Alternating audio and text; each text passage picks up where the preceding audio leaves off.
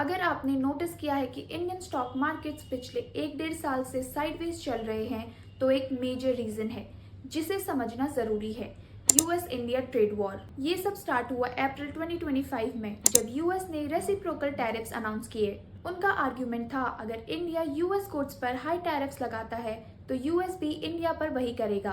ये सिर्फ वार्निंग नहीं थी। इंडिया के एक्सपोर्ट्स टू यूएस का डेटा देखिए, $10.1 बिलियन से सीधा गिरकर $5.4 बिलियन रह गया, वो भी बहुत शॉर्ट पीरियड में।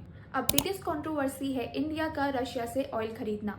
वेस्ट ने एक नैरेटिव सेट किया है कि इंडिया अकेला कंट्री है जो वॉर को फंड कर रहा है। ईयू ने इंडियन फर्म्स पर सैंक्शन लगाया। यूएस ने इंडिया पर प्रॉफिट सीकिंग का एलिगेशन लगाया। लेकिन अब डेटा देखिए इंडिपेंडेंट सोर्स से। Centre for research on energy and clean air क्रिया के अकॉर्डिंग रशिया का total fossil fuel revenue $939 billion तक पहुंच चुका है। लार्जेस्ट इंपोर्टर्स का ranking, China number 1, European union number 2, India number 3। मतलब जो कंट्रीज इंडिया को क्रिटिसाइज कर रहे हैं वो खुद इंडिया से ज्यादा रशियन फ्यूल खरीद रहे हैं। अगर हम नेचुरल गैस इंपोर्ट्स देखें तो इंडिया का कंजप्शन ईयू के कंपैरिजन में बहुत ही स्मॉल फ्रैक्शन है, तो फिर ट्रेड डील साइन क्यों नहीं हुई?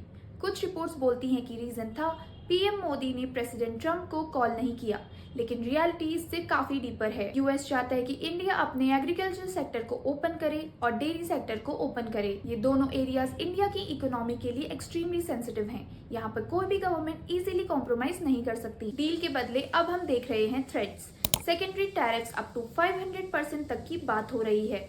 और ये ही एक मेजर ट्रिगर था रीसेंट इंडियन मार्केट करेक्शन का। एक तरफ वेस्ट खुद सेकेंड लार्जेस्ट बायर है रशियन फ्यूल का, और दूसरी तरफ इंडिया को टारगेट किए जा रहा है। इसमें क्लियरली हिपोक्रेसी नजर आती है। इंडिया अपनी पोजीशन पर स्टैंड ले रहा है, लेकिन 500% टैरिफ का प्रेशर रियल है। आपका क्या ओपिनियन है?